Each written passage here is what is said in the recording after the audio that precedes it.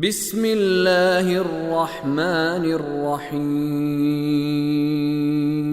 ألم نهلك الأولين ثم نتبعهم الآخرين كذلك نفعل بالمجرمين ويل يومئذ للمكذبين۔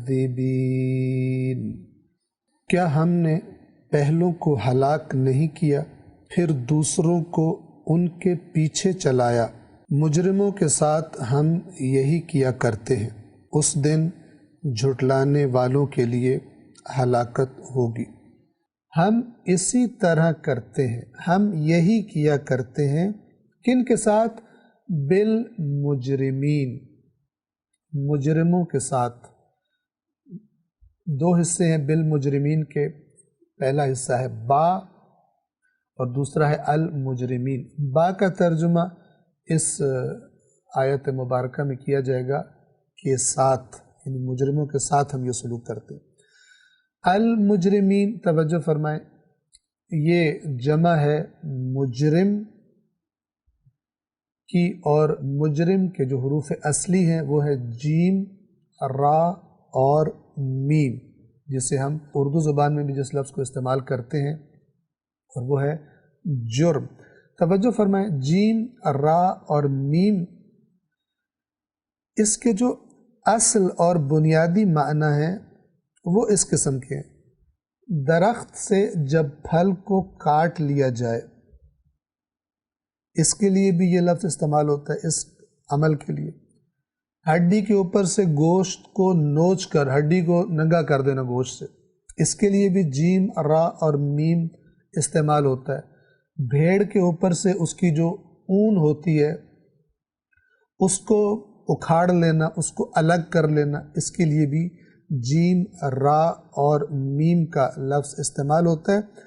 اور اسی مناسبت سے کوئی بھی ناپسندیدہ کام کرنا، اور پھر اگر شریعت اسلام کے تناظر میں دیکھا جائے تو کوئی بھی ایسا کام کرنا جس سے اللہ نے منع کیا، یا کوئی ایسا کام نہ کرنا جسے کرنے کا اللہ نے حکم دیا تھا، جسے گناہ کہا جاتا ہے، جسے نافرمانی کہا جاتا ہے، اس کے لیے بھی پھر جرم کا لفظ استعمال ہوتا ہے۔ کذالک نفعل بالمجرمین، مجرم پس کون ہوا؟ جرم انجام دینے والا، مجرمین جرم انجام دینے والے۔ تو آیت نمبر 18 میں اللہ تبارک و تعالی فرما رہا ہے کہ کذالک نفعل بالمجرمین، مجرموں کے ساتھ ہم یہی کیا کرتے ہیں۔ قرآن مجید میں اللہ تبارک و تعالی نے بعض کاموں کو، اپنی روشوں کو اپنی سنت کا نام دیا ہے، اور اللہ فرماتا ہے کہ وَلَن تَجِدَ لِسُنَّتِ اللَّهِ تَبْدِيلًا، ہرگز ابداً آپ اللہ کی سنت میں تبدیلی نہیں پائیں گے۔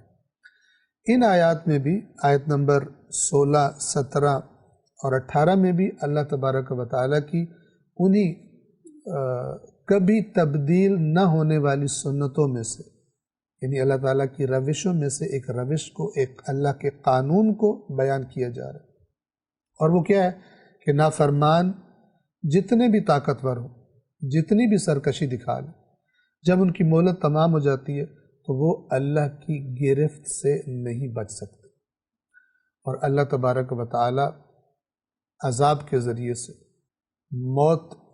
ان کی موت کے ذریعے سے بالآخر ان کو اپنی گرفت میں لے لیتا ہے، اور ان کی بساط جتنی بھی دنیا میں انہوں نے بڑھا دی ہو، جتنا بھی دنیا میں وسائل جمع کر لی ہوں، سب کو ترک کر کے اکیلے اللہ کی بارگاہ میں ان کو حاضر ہونا پڑتا ہے۔